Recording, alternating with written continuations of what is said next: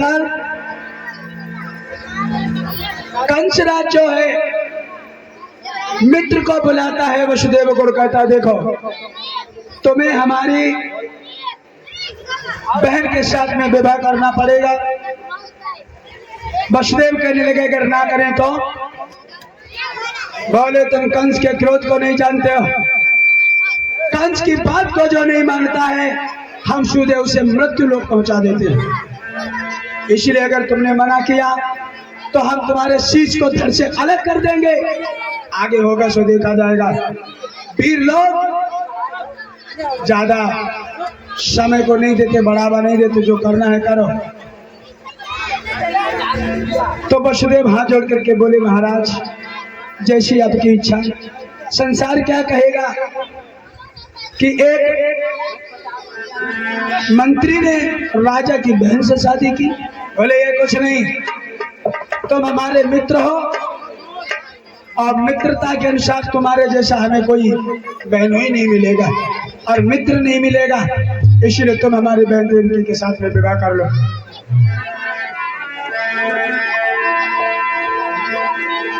उसी वक्त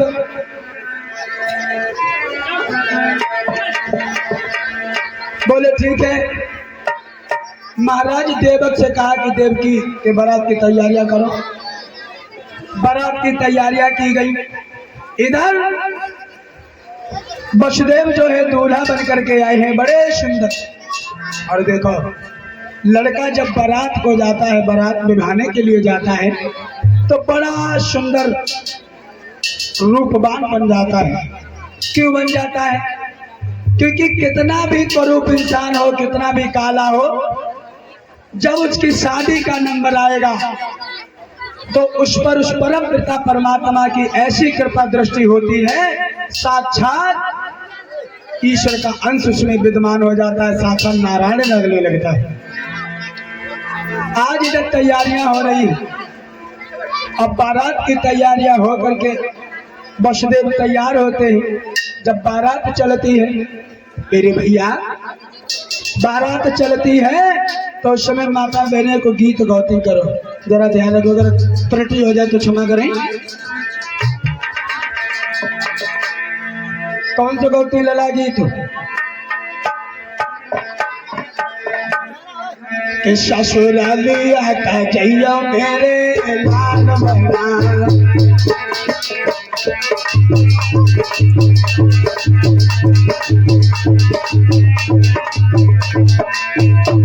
गाती है क्या? ससुरालिया का जइयो मेरे लाल बना,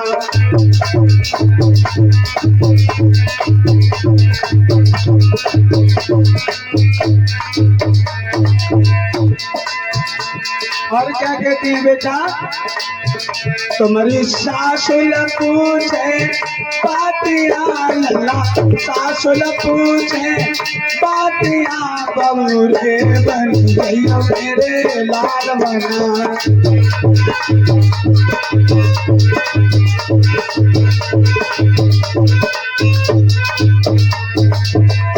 बारात में समझ आ जाती लला, जब सास बोले तो ज्यादा बोलियो चलियो ना। अगर कहो तुम ज्यादा बोले चाले तो लोग कहिए जो लला बहुत बात होनी है, बारात में हुई है, ज्यादा मत बोलना। फिर तुम्हारी सराहज पूछे बातिया लला, सराहज पूछे बातिया हंस के बतलैयो मेरे लाल बना।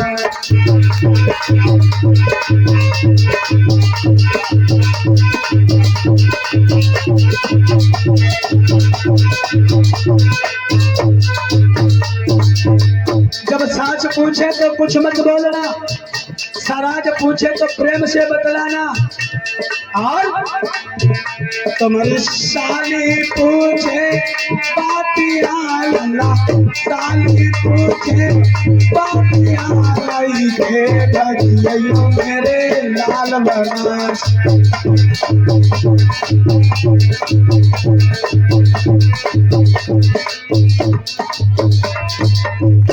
सास सास ज्यादा ऐसे ना बोलो, क्योंकि माता और बेटे का मजाक नहीं होता।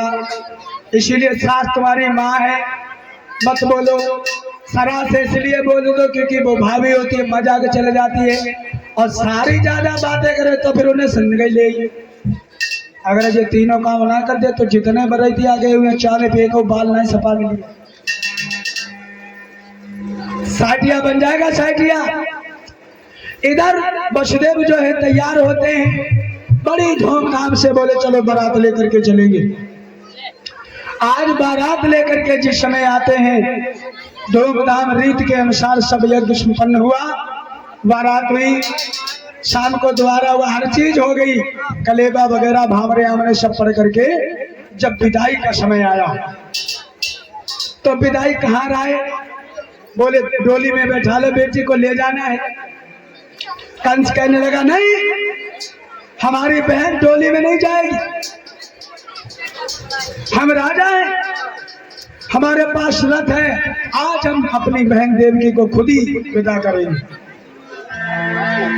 रथ पर बैठाला देवकी को, वसुदेव को। भोजराज कंस ने जिस समय रथ को तैयार किया है कि चलो मित्र, हम तुम्हें तुम्हारे घर तक छोड़ दें।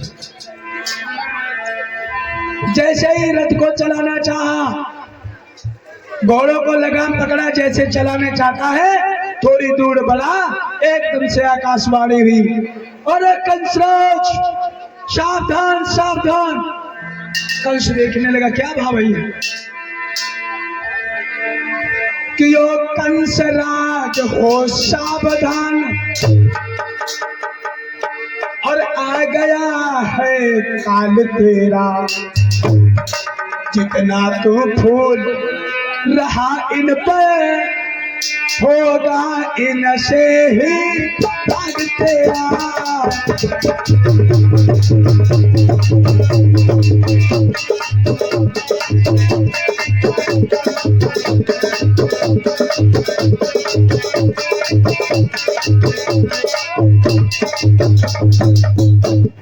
ओ कंस कंस मत फूल इतना, और एक दिन ये फूल मुरझाएगा, देवकी के 8वां गर्भ तुझे यमपुर की हवा खिलाएगा।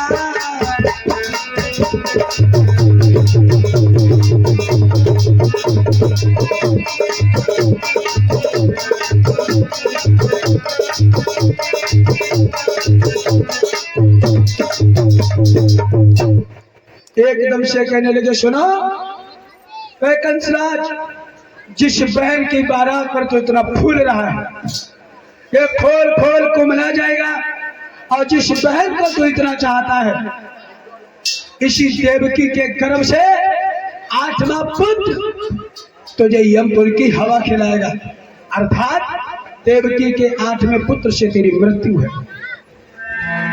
और जब ये आकाशवाणी सुनी, कंस बड़ा खुश था, लेकिन ये आकाशवाणी जैसे कान में ये शब्द सुने, एकदम से झल्ला गया। अरे तात पीस के राजा ने दी तुरंत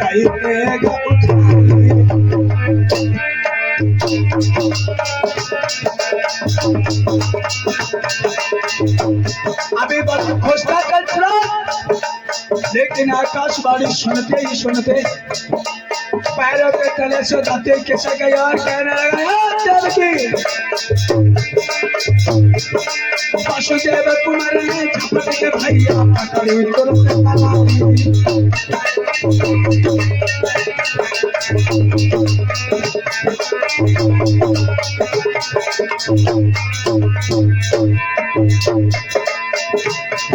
महाराज वसुदेव कहने लगे, समझाए कौन सी बात कबीर ने तुमने खरग बोलिया, भाई तुम्हारा फोटो याद रखे, तुम्हारा